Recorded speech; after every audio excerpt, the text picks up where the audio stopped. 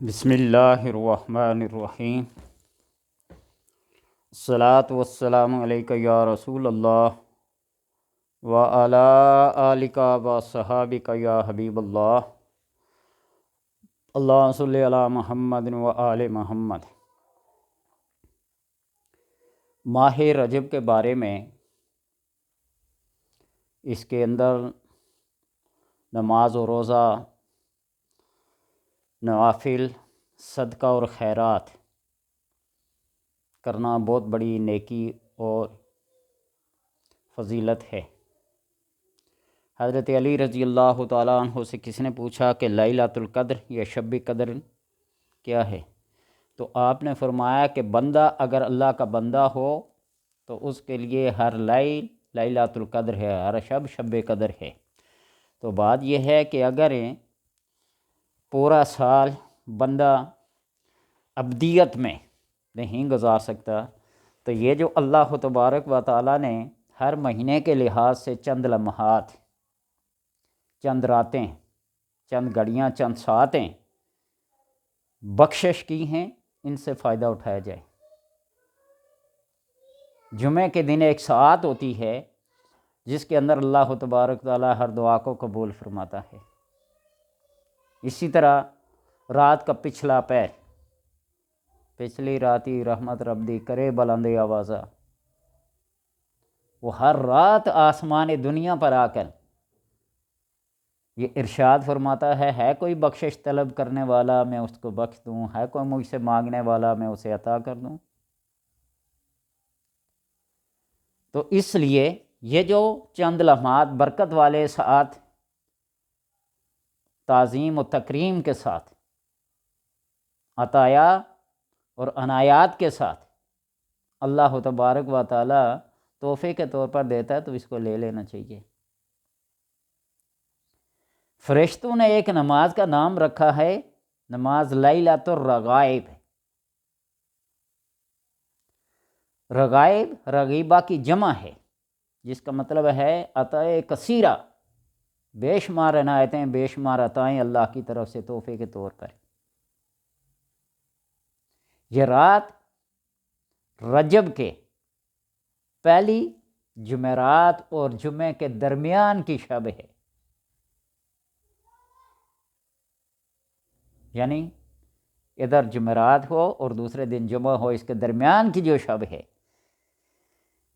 آپ صلی اللہ علیہ وسلم نے فرمایا کہ غافل نہ رہو اس رات سے، جو رجب کی پہلی جمعرات کی رات ہے، سے غافل نہ رہو۔ اس رات میں ملائکہ کا نزول اور اس کا نام رکھنا لیلۃ الرغائب فرشتوں نے رکھا ہے۔ اس رات کو ملائکہ نازل ہوتے ہیں، اور حدیث میں ہے کہ جو کوئی رات اس رات کو بہت عبادت کرے، عبادت کثیرہ، تو گویا کہ اس نے تمام سال عبادت کی۔ ایک رات کی عبادت اگر پورے سال کی عبادت کے برابر ہو تو پھر عطائے کثیرہ ہے نا۔ اور اسی طرح مقصود القاصدین ایک کتاب ہے،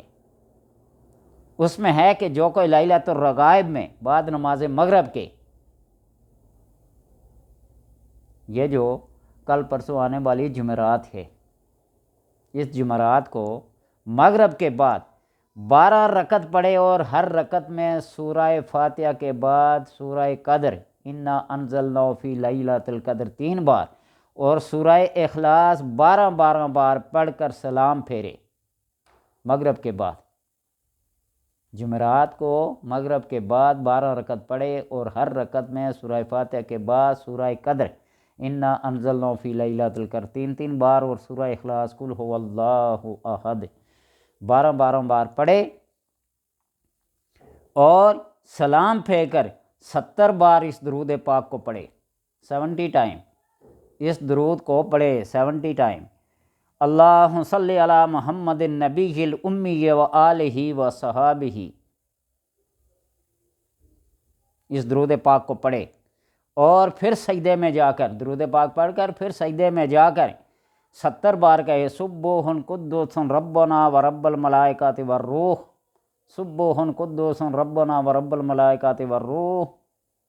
پھر سر اٹھاوے اور 70 بار کہے رب اغفر وارحم وتجاوز عنا تعلم فإنک انت العلی العظیم، رب اغفر وارحم وانت خیر الراحمین بھی پڑھ سکتا ہے، رب اغفر وارحم وتجاوز عنا، فاغفر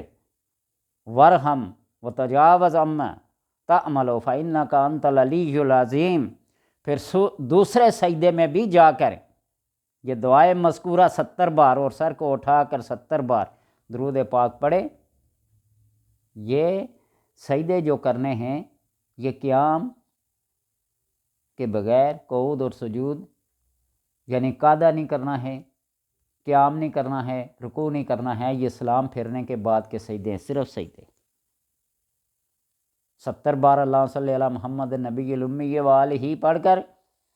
سجدہ کرے اور سجدے میں کہے سبوح قدوس ربنا و رب الملائکۃ والروح، یہ 70 بار پڑھے پہلے سجدے میں، اور پھر سجدے سے سر اٹھا کر پھر دوسرے سجدے میں یہ پڑھے یہی دعائے مذکورہ سبوح قدوس ربنا و رب الملائکۃ والروح کے بعد جو دعا پڑھی ہے رب اغفر وارحم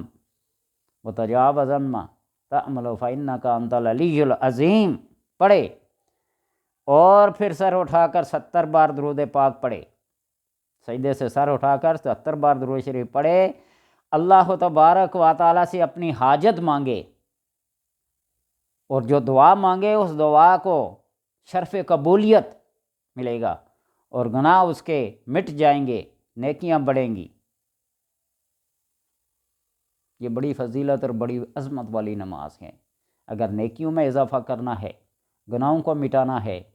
اپنے آپ کو بارگاہ خداوندی کا مقرب بنانا ہے تو پھر اس نماز کو مس نہ کیجیے گا۔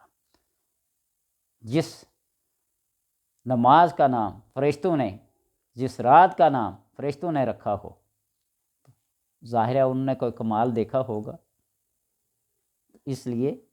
اس کو پڑھنا لازمی۔ اور اسی مقصود القاصدین میں یہ مذکور ہے کہ جو کوئی عشاء کے بعد وطر سے قبل، عشاء کی نماز میں جو وطر پڑھے جاتے ہیں، وطر پڑھنے سے پہلے 4 رکعت پڑھے اور ہر رکعت میں بعد سورہ فاتحہ کے سورہ اخلاص